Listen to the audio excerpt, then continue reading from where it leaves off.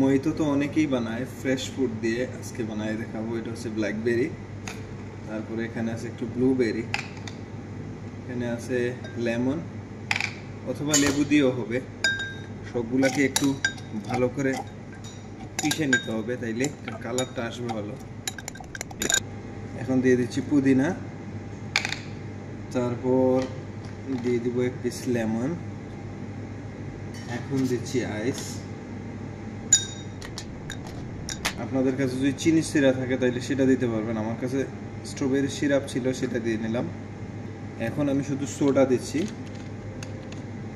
দেখতে কিরকম লাগে দেখেন।